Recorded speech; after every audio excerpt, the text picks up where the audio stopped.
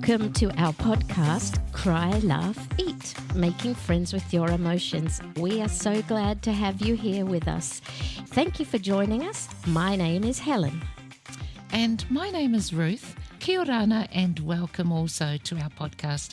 Each week we focus on one of the 6 core emotions: fear, sadness, disgust, anger, happiness or surprise.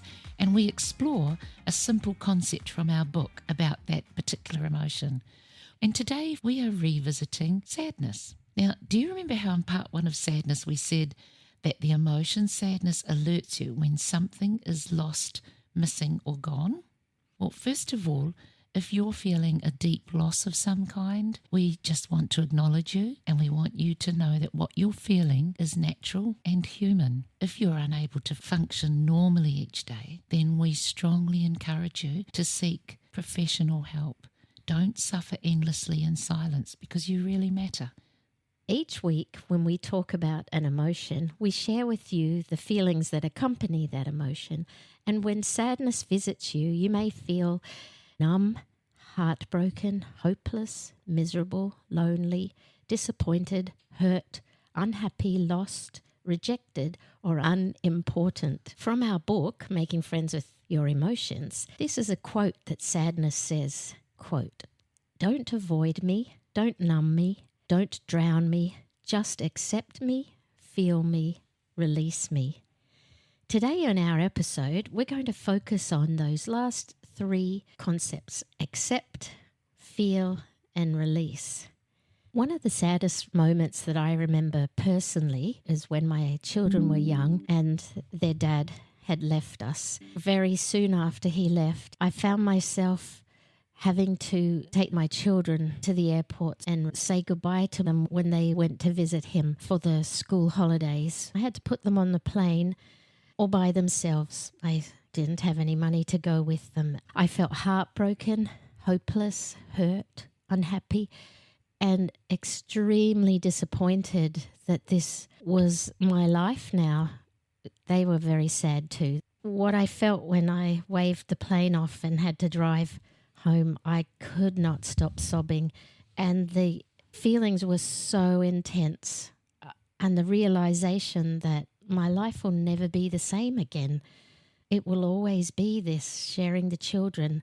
Okay, so do you think now, thinking about now, that your life is worse or better or the same as it was back then? Oh my goodness, it is so much better. There's so much love and laughter in my life. And even back then, that what I did have with my children was love and laughter, not on that day and a few times saying goodbye. But we all made it through that really tough time so much stronger and better. So Helen, what I hear in what you've just shared is that there are 2 really important elements of accepting. And the first thing is, in your sadness, you had to accept that the norm for you had changed. Your life was going to be very different. Not necessarily better or worse, but different. And thankfully for you, it's amazing. It's even better now. Yeah, we don't know that in the moment, but I guess there's that saying, that which doesn't kill you makes you stronger. We do get stronger through harder times. Yes, so to those of you who are listening who might be experiencing some kind of loss or something that's missing or somebody or something has gone out of your life, what sadness is telling us in this quote is that accepting sadness is a step to healing. And sadness's role is to help you heal. So the first acceptance which Helen experienced was that her life had changed. And the second part of acceptance that Helen raised was that you won't be the same person as you were before the loss or before whatever it is occurred. And even though you might not be able to see or believe it right now, you can actually become an even better version of you, a different version, a wiser version, a more compassionate version, but a different version. Another part of knowing that you won't be the same again is to understand also that others around you may not be the same if they're experiencing that sadness along with you, or even if they're observing you experiencing sadness. It changes us all. And like for my children, that changed them. They had new things to deal with in their life. So everything was different. Difference not always bad, definitely not easy, but understanding that there'll be a difference can make it easier to know that it's okay that it's different. It's just different. And along with that difference, I think accepting the expressions of sadness. And what we mean by that is when you want to cry, or when you want to shut out the world, or if you want to roll up in a ball, it's a physical necessity and part of expressing your sadness. And you're not weak because you feel sad. You're not weak because you might want to cry or you just want to be alone. It's actually an important part of sadness and expressing yourself. Back to the book quote that we had, it was just accept me, feel me, and release me. We've just talked about accepting sadness. Now we're going to talk about feeling sadness. Feeling is allowing sadness to just work through you when you feel it, giving yourself permission to feel those sad feelings when they come. When you allow sadness to be there, you actually acknowledge your body, your mind, your heart, and your soul. That's how sadness helps begin to heal you. And you can't heal if you are quashing all those feelings. Quash. Nice word. Quash. Just what you just said, Helen, reminds me so much of a lesson I learned about grieving. When I first married George, I'd never been to a Māori funeral, and of course he's Māori.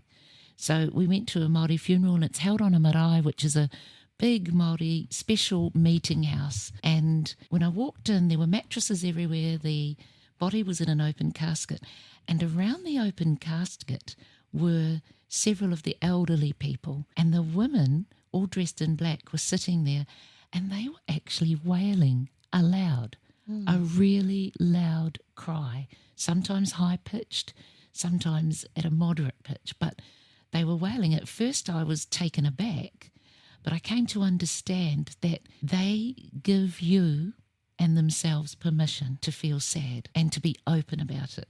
They just acknowledge that everyone's feeling pain and grief, and so they cry publicly, and it's actually expected. It's not just natural to them.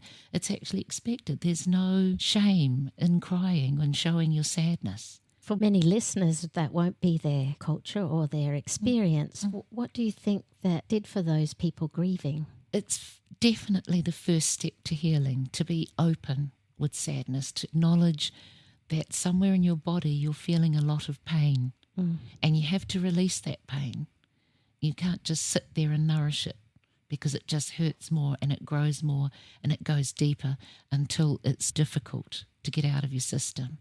So everyone's experience with sadness will be very different. Everyone's experience with grief and losing a loved one will be very different. But I guess what we can draw from that story is allowing the sadness to come and to let it be there in whatever that way is for you, rather than avoiding it, numbing it, or drowning it. You said leads really nicely into the third invitation from sadness, where it says, release me. Now, releasing is about freeing yourself. So freeing yourself, really simply, it's about being honest. It's simply about being honest. I'll give you some examples. When people ask how you are, what do you say? I'm fine. Don't we just say that, even though we're not? That's not honest. And sometimes we mask our sadness so well that people think we're okay. Or they might not ask again because you just said, no, I'm fine. Okay, great point. So what could we say if someone says, how are you? Well, the truth. If you're not feeling very happy that day, then you just say, oh, I'm not feeling too good at the moment, actually. So could you please go away and leave me alone? And in that honesty, stop trying to pretend that you're coping. Stop trying to pretend that everything is super duper. Are you struggling? If someone asks, just say, yeah, look, I'm really struggling at the moment. If someone asks if you need help, what do you say? Well, I have a story about that. When George passed away Many people arrived at our house, beautiful people, and they'd made dishes and all kinds of things. And about the third day, all I wanted was a piece of homemade chocolate cake, because that comforts me. Bad, I know.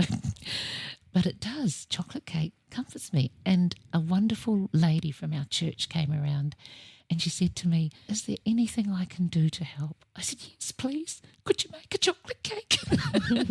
Now, she wasn't a baker and she was horrified at the request. I saw the look in her face. But she asked if I needed anything. I needed a chocolate cake. Bless her heart, she went home and made it and she brought it back. And I remember that night sitting around George's open coffin, having a cuppa, sitting there with a piece of chocolate cake and talking to him and saying, "This is for us." So if someone asks if you need help, don't pretend that everything's okay. Be honest about it. What do you need right now? Do you need time alone? If people say, "Can I come round and visit you?"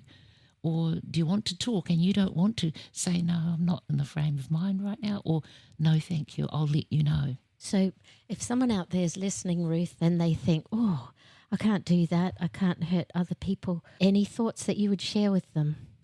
I think you need to, if you're unable to say it to someone because you feel you might hurt them, you need someone there for you.